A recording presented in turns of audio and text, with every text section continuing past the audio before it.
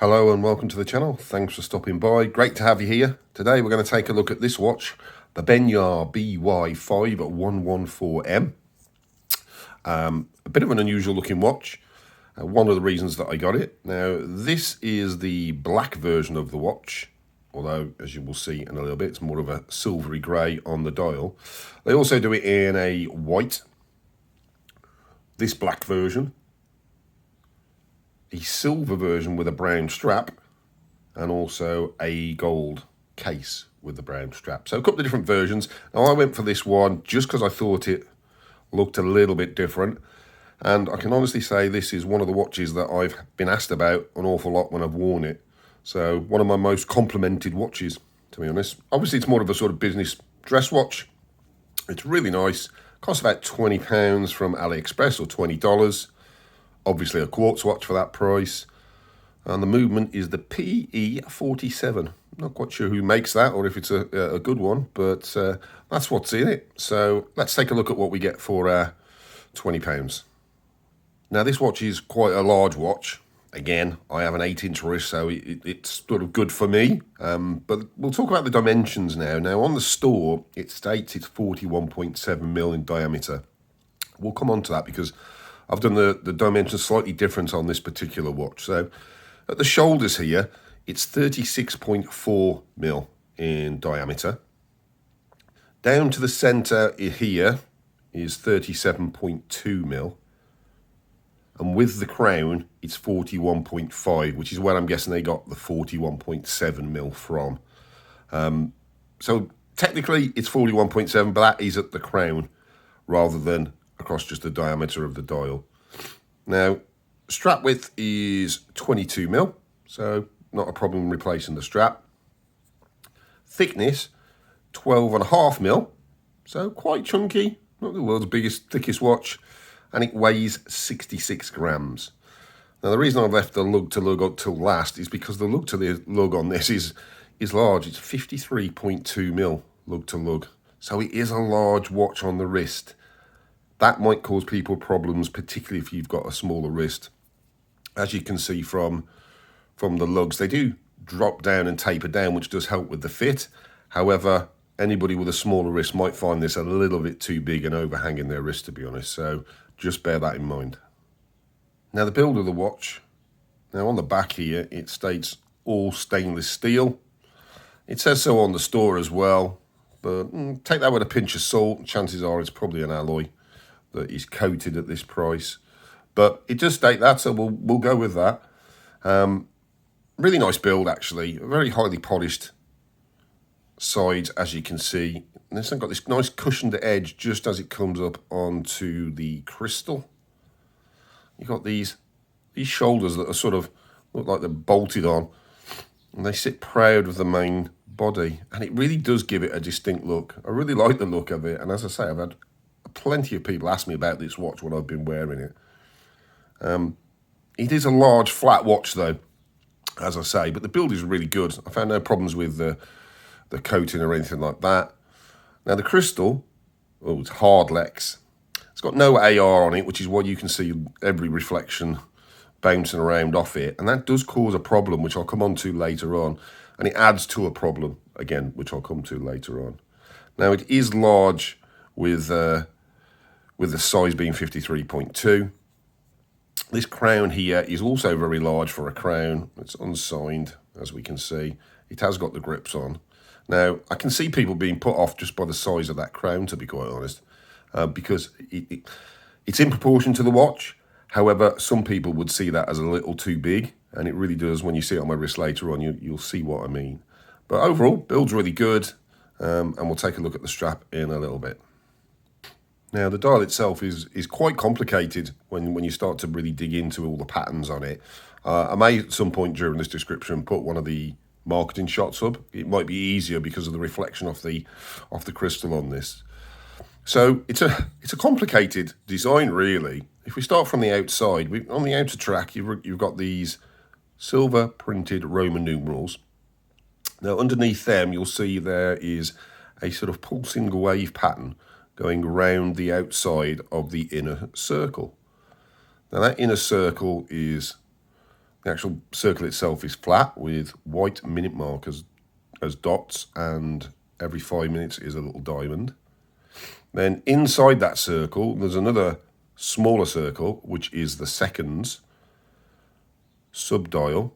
You can just see there, going from 60 all the way around. Inset into that is the date window, cut out. Inside that little smaller circle with the for the seconds, you can see there is lines appearing from the pinion. And then on the larger circle, back out to the larger circle, we've got a wave pattern inside all these different segments that come every 5 minutes to dissect that circle. And it's a really intricate design. Now, what it does is it makes the dial change colour quite a lot when light hits it at different points and in different angles. So you can get some really interesting patterns and colours off it. Now, as I say, this is the black one, which is more of a silver grey colour. Whether it's so effective on the other colours, which are basically white or silver, I'm not so sure. I think this one might be the one where you see it more than the white one, but you would certainly get some light play on there. Now, we've got BENYAR just printed above the pinion and their logo. And then the hands are this metallic, as you can see, if I get the light just right, metallic blue effect. And they are very good. Now, they are good. They're a strength. Let me just move that round a bit so you can see it a little bit better. They're a strength and a weakness at the same time. So when you get them in the correct light, i.e. I've got it there, they stand out really nicely against the black silver dial. However, as soon as you tilt that off angle, they more or less change to black, which doesn't contrast really well against a black and silver dial. Add into the fact that you've got this curved hardlex just on the top with light play, and the readability on this watch can be really challenging.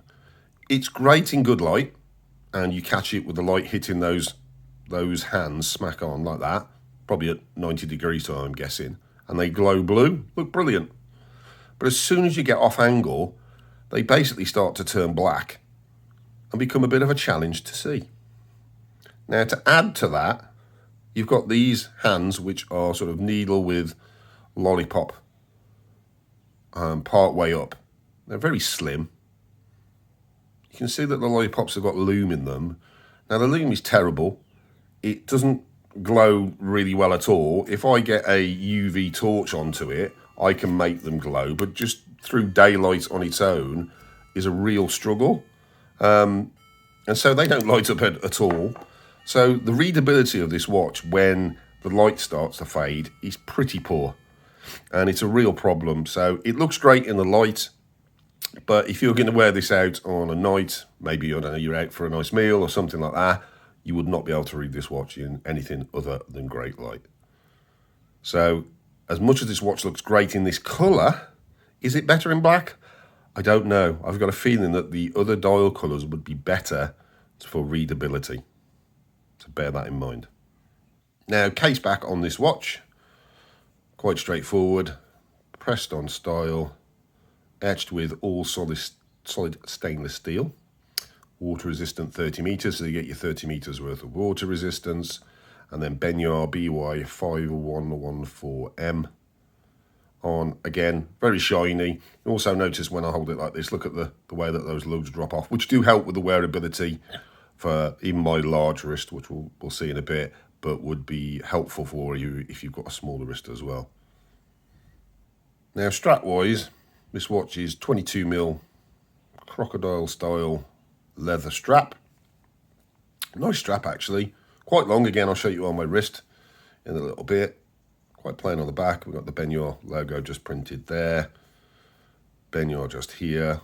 Double retainers. One's fixed, which is always nice. And then you've got another one here. And then BENYAR printed onto the buckle. And it's nice. It's a really nice strap. It's 22mm at the lugs, but it tapers down to a 17 just before it comes to the point there. So it does slim down quite a lot, but it fits it really well. It's not one of the thickest straps, though. I've had thicker leather straps and better leather straps, but for the price you pay, I don't think it's bad at all, to be honest. And here it is on my 8-inch wrist. So as you can see. It still looks quite big, even on my 8-inch wrist, to be quite honest.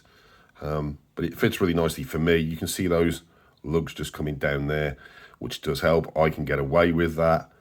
And it's a good watch for the price. I really like it. It's a different style. And as I say, it's one of those watches that people have asked me about when I've been wearing. You don't always get that. As for the Niggles, well, I've got a feeling they may have chosen the wrong hands. They're too slender really for the dial. They look great when the light catches them correctly, but as soon as you go off axis, they kind of disappear.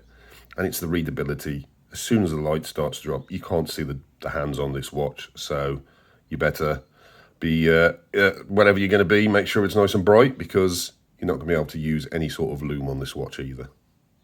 Now, I'll leave a link to that in the description, should you want to get this or one of the other colours. Now, if that's not your style of watch, you might find this one is. This Accurist that I picked up recently, really beautiful dial on this. I'll put a link up to that in the top corner. Thanks for watching, and I hope to see you on the next one. Thanks. Bye.